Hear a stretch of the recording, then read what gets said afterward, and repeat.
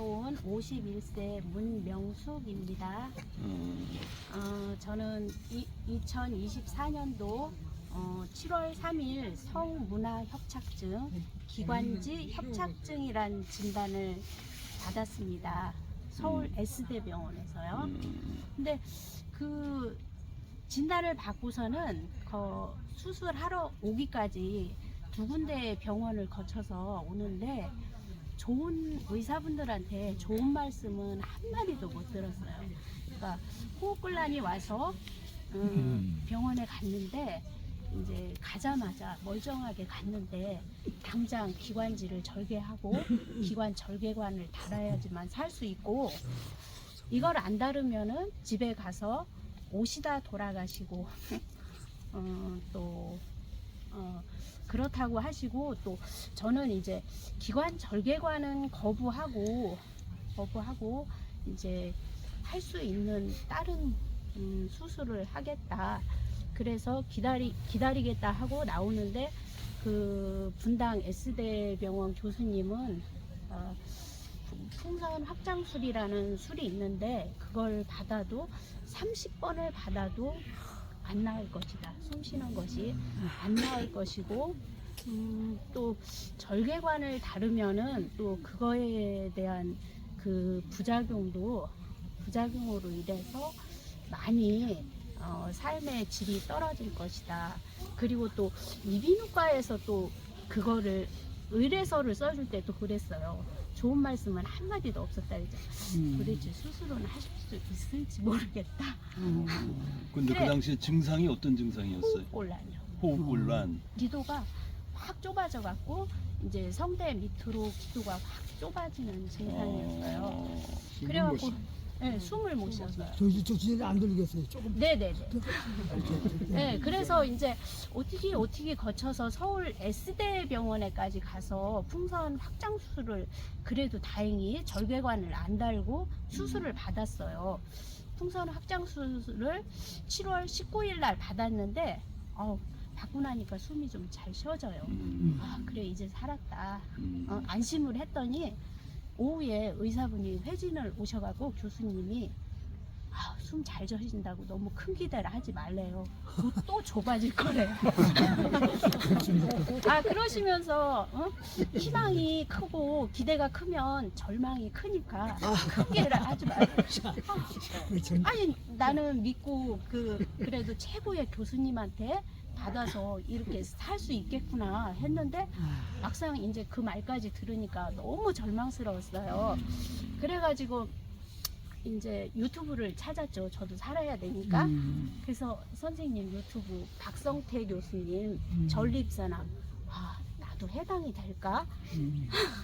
네, 그런 마음으로 이제 맨발을 시작했어요. 그래갖고 외래 진료를 7월 19일 이제 15일 수술하고 19일 날 이제 그때부터 맨발을 5시간에서 6시간을 했어요. 하루에. 어디서 하셨어요? 동탄 선납제라는 곳에서 집 근처에서 6시간 정도, 5-6시간 정도를 하고 이제 외래 진료를 6일 후인 7월 19일에 갔는데 이제 그러는 거예요. 교수님이 이렇게 엑스레이 보시고 기관지를 보시다 엄청 편해지셨네요. 아니 그렇게 안 좋다고 말씀하신 게 아니 6일밖에 안 갈았는데 엄청 좋아지셨다는 거예요. 모든 그 의사분들이 안 좋다고 하셨는데 그래서 이제 그 1차 수술을 하시고 이제 제 기도가 한 90%가 다 막혔었거든요. 거의 숨을 못 쉬다시피 해서 한 상태에서 수술을 했기 때문에 이렇게 좋아졌으면 2차 수술은 안 하면 안 될까요? 총 3번을 하재요. 급한 대로 우선 너무 막혀서 첫 번째 수술 때. 그래서 안 하면 안 될까요? 하니까 너무 막혔기 때문에 2차 수술을 또 한 달 후에 또 하자는 거예요. 그래서 확장 수술 2차를 또 했어요. 8월 19일에 그 8월 19일에 수술을 하고 저는 계속 맨발을 걸었겠죠. 걸으면서도 제 증상이 잔 기침하고 가래가 약간씩 끈다고 할까? 그래서 수술에 대한 그걸로 이렇게 절개가 있었기 때문에 끄나보다 생각을 했는데 1차 수술날 외래 진료가 8월 19일 수술, 그 다음에 9월 5일 외래 진료였어요. 근데 외래 진료 시간이 11시다 보니까 제가 매일 맨발할 시간인데 외래 진료를 가니까 몸이 아는 거예요. 막 그날따라 아침부터 가래가 끓고 기침을 하고 목이 붓고 아프더라고요. 그래서 진료실에 딱 들어갔더니 아 맞네. 네 저기 이거 기관지 다시 좁아지는 거 맞다고. 그러니까 이제까지 의사분들이 한 말이 이 말이었구나. 다시 좁아진다는 말이. 그리고 이제 호흡기 치료까지 1차에 없던 호흡기 네뷸라이저 치료란 것까지 한 달 처방을 받아서 나왔어요.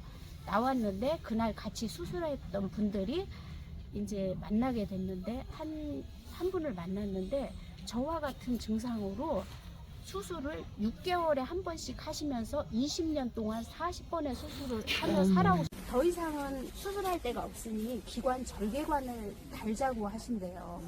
그러면 저의 미래가 그렇잖아요. 그 다음부터는 이제 집에 와서 이제 네뷸라이저 치료도 20분씩 추가돼서 하루 1시간, 그러니까 하루 3번이니까 그거를 한 2주 정도 하며 맨발을 했는데 해보니까 네뷸라이저 치료보다 맨발이 더 효과가 좋은 거예요. 그래서 제가 임의로 그냥 끊었어요. 네뷸라이저 치료 끊고 이제 맨발에 집중을 했죠. 그렇게 해서 5-6시간을 하면서 가래랑 이제 기침이 조금씩 줄어가더라고요. 밤에 잘 때 2번 일어나던 게 뭐 한 번으로 뜬다던가 언젠가부터는 없어지더라던가. 그런데 이 기침과 가래가 아침 먹고 점심 먹고 저녁 먹고 식사 후에 꼭 가래가 끼는 거예요. 그거는 잡을 수가 없는 거예요. 새끼 식사 후에. 그래서 이 가래를 안 잡으면은 나도 그 20년 그 치료받으신 그분 길을 가겠구나. 그러니까 악착같이 하지 않으면은 안 되겠다 하고 이제 집 근처에서 벗어나 동탄의 반석산이라는 곳으로 가서 10시간의 맨발을 10월 달부터 시작을 합니다. 그래서 아침 식사 후에, 그러니까 집 근처에서 아침 식사하고서는 최대한 빨리 먹고 설거지 하고서는 뛰어가는데 10분, 15분인데 그 사이에 가래가 끼는 거예요. 그러니까 그걸 잡기 위해서 새끼 밥을 싸갖고 반석산에 가서 아침 식사하고 산에서 점심 먹고 저녁 먹고 6시 20분, 그러니까 아침에 한 7, 8시에 산에 도착해서 돌아오는 거는 6시 20분, 30분, 이 10시간 이상의 맨발을 했습니다. 그렇게 이제 10월 한 달을 맨발을 하고 11월 달에는 더 좋은 효과를 보기 위해서 10월 달에 그렇게 맨발을 하니까 하루에 한 번 정도 3번 끼던 가래가 한 번, 한 이틀에 한 번 계속 줄어가더라고요. 그래서 조금 더 강한 효과를 보기 위해 11월 1일부터는 한악의 해수욕장에 방을 얻어 그곳에 가서도 새끼 바다에서 식사를 하며 맨발을 했습니다. 그리고 박동창 선생님이 말씀하신 최대한의 접지를 활용하라고 해서 한악의 해수욕장 2번째 정도 정거장 버스 정류장에서 이제 버스를 타야 되는데 그 시간에도 접지 효과를 높이기 위해 나뭇잎파리 붙들고 버스 기다렸습니다. 저녁에는 당연히 접지 제품을 썼겠죠. 목에다도 쓰고 뭐 이렇게 걸고 자고 해서 최대한 접지에 집중하고 그렇게 하니까 한악의 해수욕장에 가서 11월 1일 날 도착을 했는데 바닷물이 세다는 게 제가 가래 끼는 걸 계속 기록하면서 걸었는데 11월 8일자에 맨발 총 3개월 19일 차에 완전히 가래랑 기침이 잡혔어요. 그 후로는 가래가 전혀 끼지 않습니다. 그리고 12월 5일 서울대 외래를 갔는데, 죄송해요. 서울 S대 병원을 갔는데, 교수님이 이제, 목 엑스레이, 그 가래 때문에 목의 청진기 검사, 그 다음에 기관지 내시경을 하셨는데, 교수님이 보시면, 이거 완전 정상 이상이라고. 네, 그래서 6개월 후에 데뷔를 했고요. 3개월 후에? 네, 6개월 후에. 네, 그리고, 제가 이제 그 기도가 90% 가까이 막히면서 1차 수술을 받다 보니까 면역력이 많이 떨어졌는지, 그 수술을 할 때 입에 경직성 기관지 내시경을 입에 삽입하고 확장술을 받는데, 그러면서 치아가 7개가 흔들렸어요. 그래서 다음 달, 한 달 후에 하는 수술에서는 당장 4개가 뽑힐 것 같더라고요. 너무 흔들려서 밥도 못 먹겠고. 그리고 또 2차 수술하면서 이제 교수님이 당장 뽑힐 4개의 이빨을 피해서 그 내시경을 마취 전부터 잡아서 해주셨더니 안 뽑히는 대신 총 10개가 흔들렸습니다. 이빨이. 근데 왜 흔들리지? 그 경직성 내시경으로 기도를 확보하려면 이렇게 하다 보면 여기에 엄청난 무리가 가서 흔들린다고 그 사인은 하고 들어가는데, 딴 분들은 조금만 흔들렸는데 저는 기도가 워낙 많이 막혀 있어서 그런지 면역력이 떨어져서 그런지 10개 가까이가 흔들렸는데, 그것도 이 맨발 걷기로 지금 완전 정상입니다. 다 잡았습니다. 그래서 저희 같이 그 20년 가까이 그렇게 수술하신 분들이 그 의사 선생님 말만 듣고 기관지가 다시 좁아지시는 일이 없도록 제가 아직은 지켜봐야겠지만 나왔습니다. 감사합니다. 정말 감사드립니다. 성함이야 나이 얘기하는 거. 아까 얘기 51세. 51세 경기도 화성시 동탄에서 온 51세 문명숙입니다. 감사합니다. 얼마나 맨발을 하루 10시간씩 막 이렇게 맨발을 했고요. 발 좀 보세요. 이게 촬영할 때 박수 이렇게 많이 받는 사람 처음 봤어요. 그래요? 조금 써야겠네.